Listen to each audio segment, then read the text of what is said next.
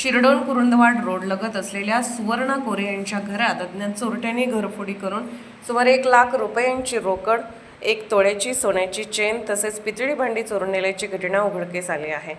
या घटनेमुळे परिसरात खळबळ उडाली आहे। मिळालेल्या माहितीनुसार सुवर्णा कोरे या अधिक महिन्यानिमित्त आपल्या मुलाकडे 3 दिवसासाठी गेल्या होत्या। घरात कोणी नसल्याची संधी साधून चोरट्याने 31 मे रोजी मध्यरात्री सुमारे 2 वाजण्याच्या सुमारास घराचे कुलूप तोडून आत प्रवेश केला। त्यानंतर घरातील 1 लाख रुपयांची रोकड, 1 तोळ्याची सोन्याची चेन आणि मुलाच्या लग्नासाठी वापरातील पितळी भांडी लंपास केली।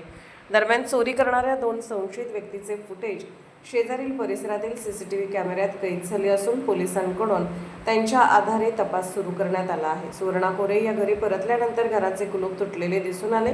घरात पाहणी केल्यानंतर चोरी झाल्याचे त्यांच्या निदर्शनास आले। याबाबत त्यांनी तात्काळ कुरुंदवाड पोलीस ठाण्यात तक्रार दाखल केली। घटनेची माहिती मिळताच पोलिसांनी घटनास्थळी भेट देऊन पंचनामा केला।